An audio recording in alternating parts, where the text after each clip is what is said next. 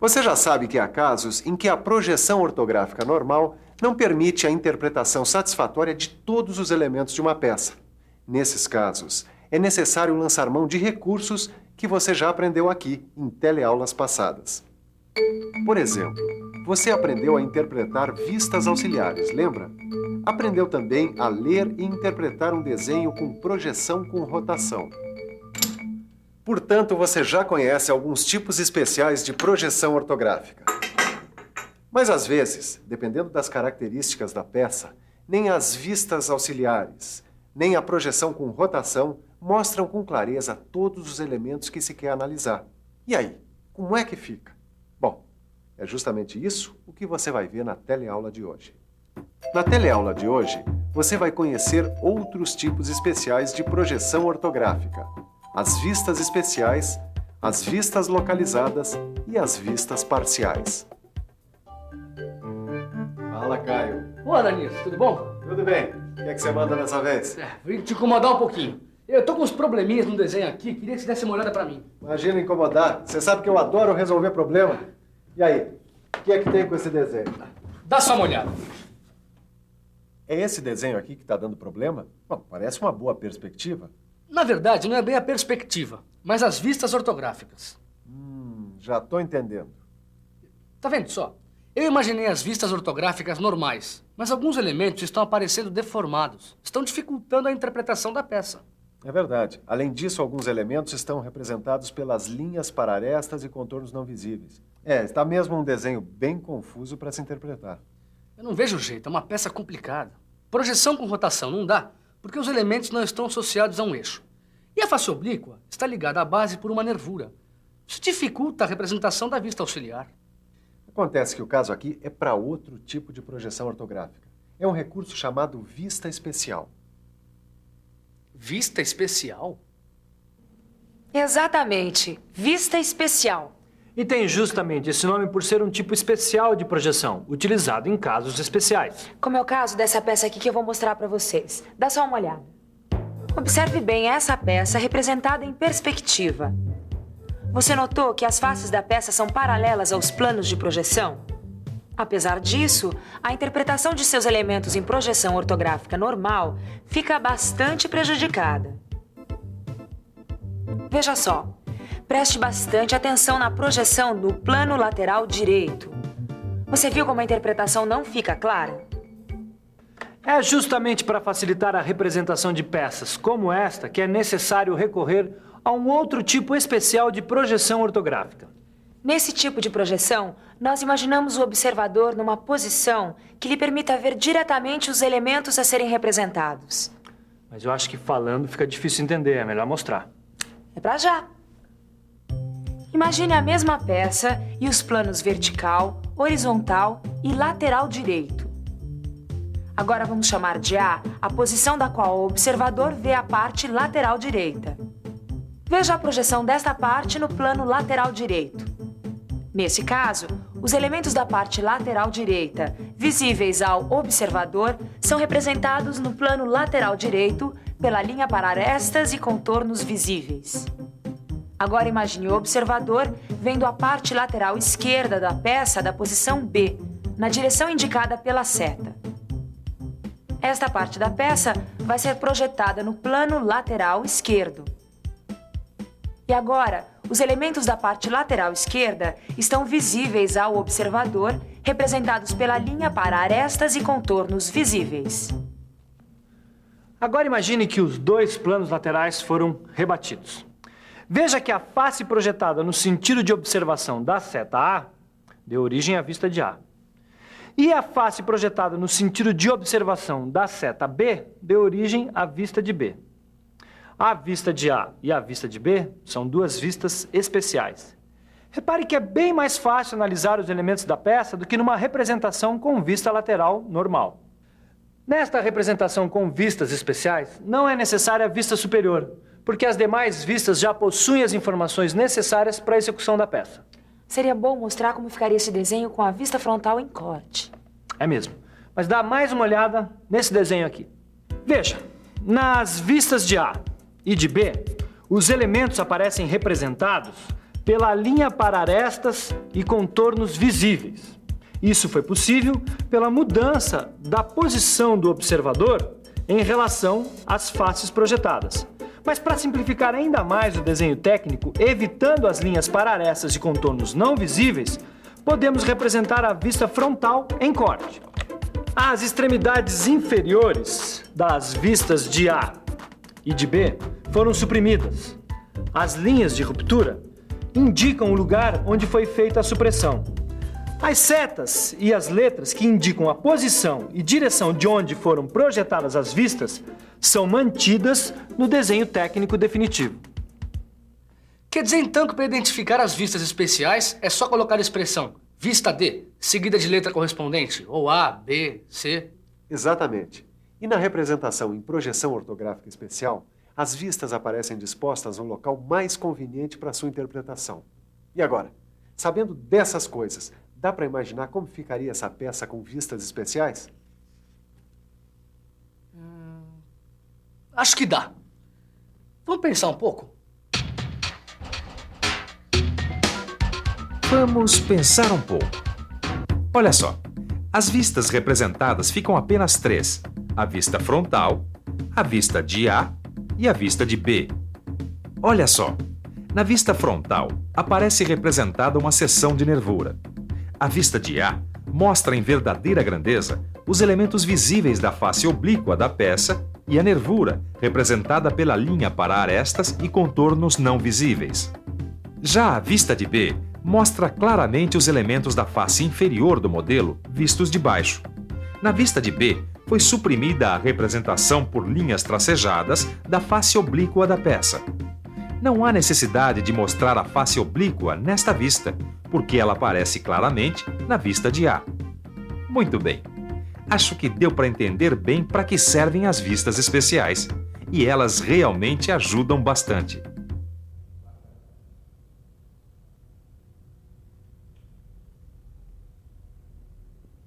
Nossa, mas que concentração. Pelo jeito, o desenho é muito difícil, né? Ah, que isso, Silva. Pelo contrário, até que ele é super fácil. Dá uma olhada nos desenhos. Ah, é mesmo muito fácil. Uma peça cilíndrica com rasgo de chaveta. Ela é tão simples que nem foi necessário representar 3 vistas para imaginar sua forma. Olha só com 2 dá para ter a noção exata do que é essa peça. Mas não dá para formar uma ideia exata do rasgo da chaveta. Certo, entendi o seu problema. Quando isso ocorre, a gente lança a mão de um recurso chamado vista localizada. Vista localizada? É uma forma de representação especial. Você usa as vistas localizadas quando precisa realçar somente um elemento da peça, como é o caso desse rasgo de chaveta. Mas como é que eu represento essa vista localizada, Silva? É simples. Olha só essa vista ortográfica. O que você deve fazer é imaginar o observador em uma posição que lhe permita ver o rasgo de chaveta sem deformação. Em seguida, imagine o rebatimento desse elemento próximo à vista principal. Olha só, tá vendo? As vistas localizadas em geral aparecem próximas aos elementos que elas representam, e elas podem ser representadas ligadas à vista principal pelo prolongamento da linha de centro. Que legal! É simples mesmo e bem útil conforme o caso. É verdade.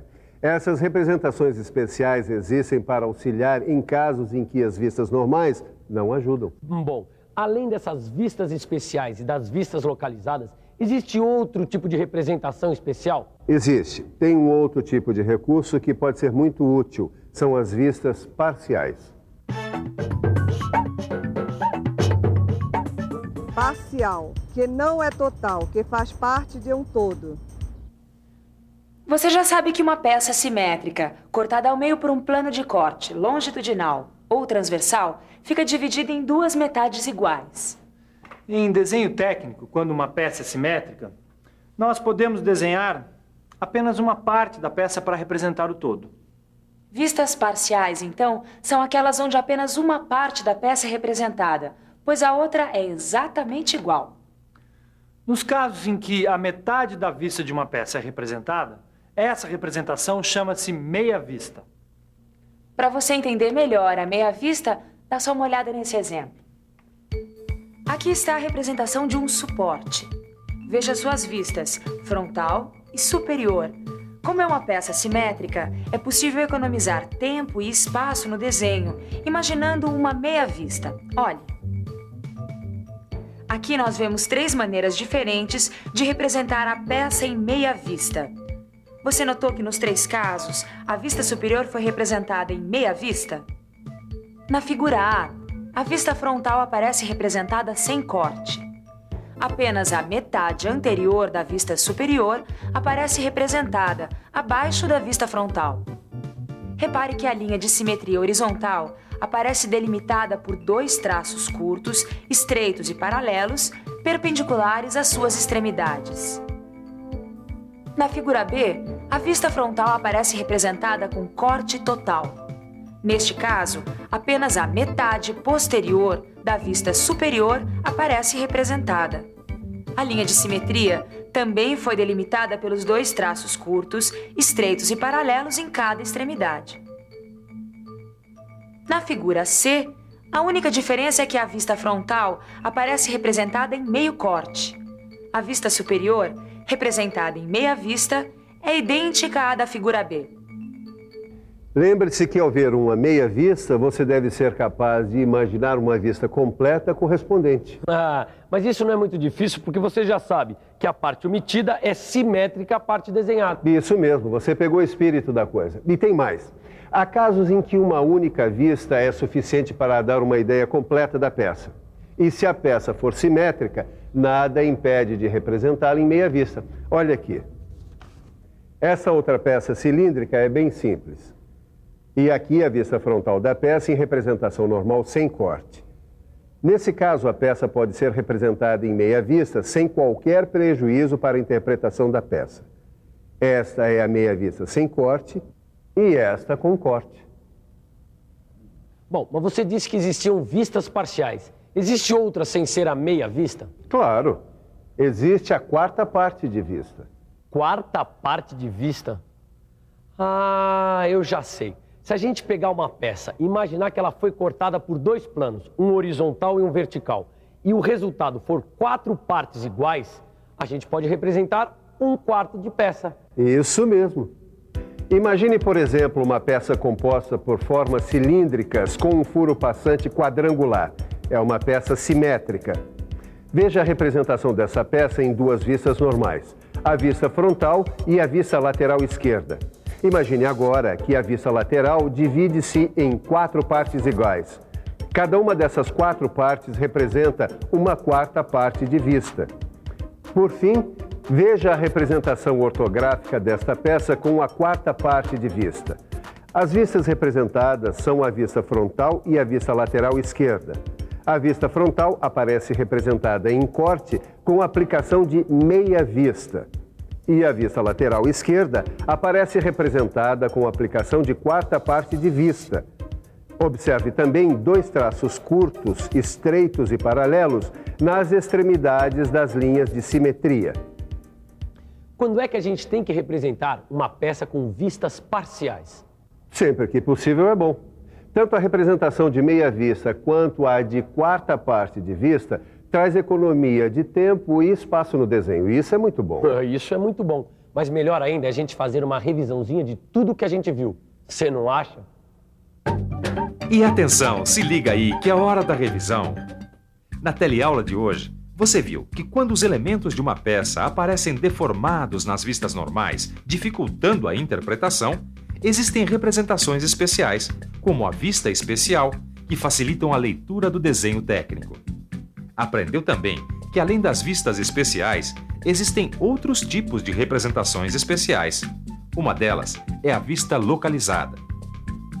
Também existem as vistas parciais, utilizadas em peças simétricas e que podem ser imaginadas em meia vista ou em 4ª parte de vista.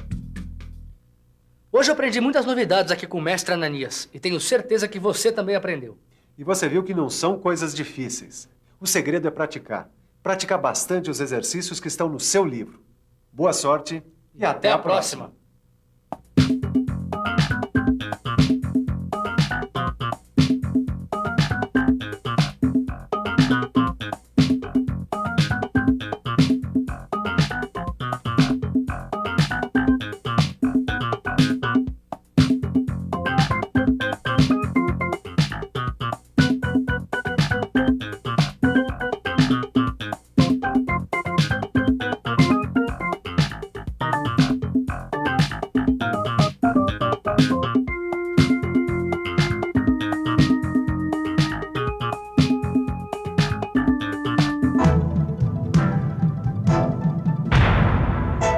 Telecurso 2000, um programa de educação do Sistema Fiesp e da Fundação Roberto Marinho.